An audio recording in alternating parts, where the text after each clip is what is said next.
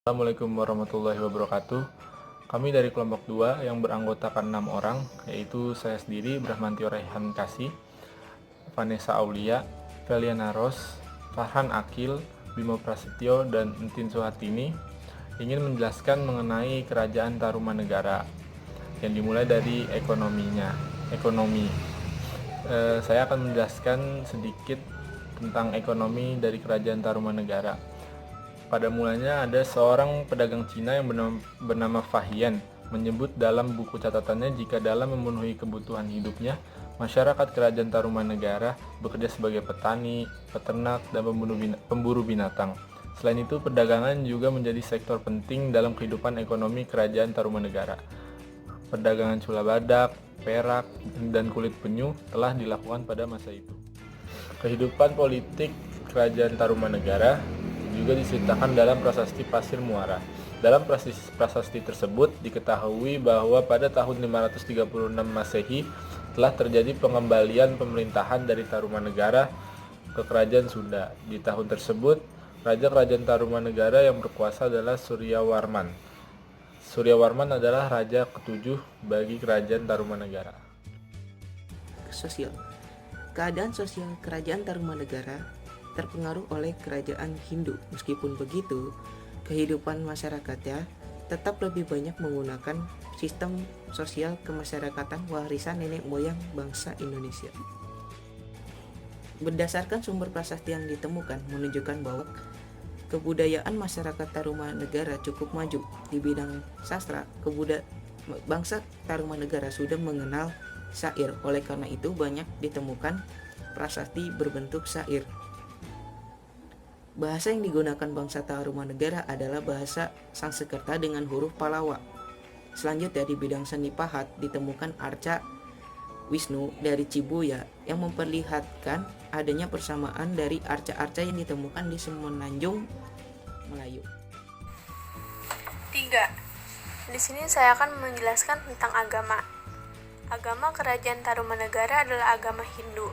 Agama Hindu yang berkembang di wilayah Kerajaan Tarumanegara adalah Hindu Waisnawa, atau disebut juga dengan Hindu Wisnu. Hal ini dibuktikan dengan adanya peninggalan jejak kaki Purnawarman, adanya lambang penjelmaan Dewa Wisnu yang terdapat dalam prasasti Ciaruten. Dalam agama ini, Dewa Wisnu dianggap sebagai dewa tertinggi. Agama Hindu Wisnu ini hanya berkembang di wilayah istana atau keluarga kerabat besar kerajaan. Sedangkan masyarakat Tarumanegara sebagian besar menganut kepercayaan asli, yaitu animisme dan dinamisme. Pengaruh agama dan kebudayaan Hindu telah memegang penting dalam sejarah Kerajaan Tarumanegara. Pengaruh itu antara lain dikenalnya sistem dewa-dewi, mitologi, bahasa dan sastra, serta upacara-upacara keagamaan. Negara diantaranya, yang pertama, Prasasti Ciaruten yang menyebutkan nama Tarumanegara, Raja Purnawarman, dan lukisan telapak kaki yang dianggap sama dengan telapak kaki Dewa Wisnu. Yang kedua, Prasasti Tugu yang menyatakan bahwa Raja Purnawarman memerintahkan menggali saluran air sepanjang 6.112 tombak atau setara dengan 11 km yang diberi nama Sungai Gomati. Yang ketiga, Prasasti Kebun Kopi ditemukan di Kampung Muara Hilir, Kecamatan Cibung Bulan. Di situ tergambar bekas tapak kaki gajah yang diidentikan dengan gajah Airawata milik Dewa Wisnu. Yang keempat, Prasasti Jambu ditemukan di Bukit Koleangkap 30 km sebelah barat Bogor. Isinya mengagungkan dan menyanjung keperkasaan Raja Purnawarman baik dalam pemerintahan maupun dalam peperangan. Yang kelima, Prasasti Cidang Hiang. Isi dari prasasti ini adalah mengenai keberanian Raja Purnawarman dan bertuliskan dalam bahasa Sanskerta menggunakan huruf Pallawa. Yang keenam, Prasasti Pasirawi.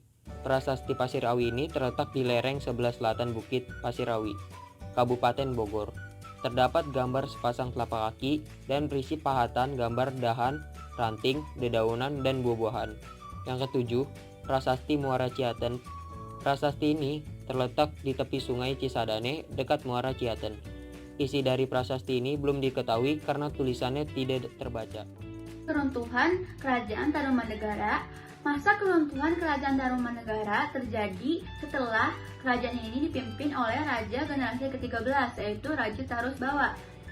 Runtuhnya kerajaan Hindu pertama di Pulau Jawa ini terjadi karena Kerajaan Tarumanegara mengalami kekosongan kepemimpinan atau bisa disebut vacuum of power karena Raja Tarusbawa lebih menginginkan memimpin di kerajaan kecilnya, yaitu di Sungai Hilir Gumati. Selain itu juga ada beberapa gempuran-gempuran dari kerajaan yang sangat berpengaruh pada keruntuhan di Kerajaan Tarumanegara. Pada tahun 669, Kerajaan Tarumanegara runtuh dan ditaklukkan oleh Dapuntah yang Salendra yang pada saat itu merupakan raja dari Sriwijaya.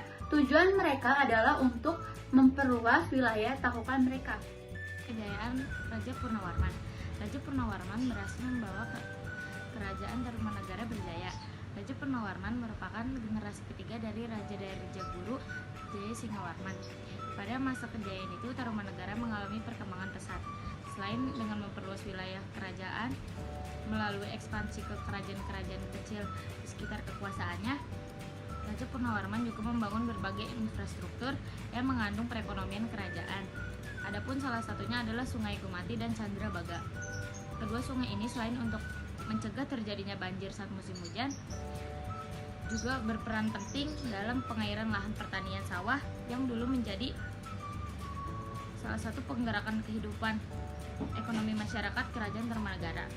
Masa kepemimpinan Raja Purnawarman dianggap sebagai masa kejayaan Kerajaan Tarumanegara. Selain itu juga karena kemampuan yang mampu berkurban 1000 ekor sapi saat pembangunan kedua sungai itu. Sekian dari kelompok kami, kurang lebihnya mohon maaf. Wassalamualaikum warahmatullahi wabarakatuh.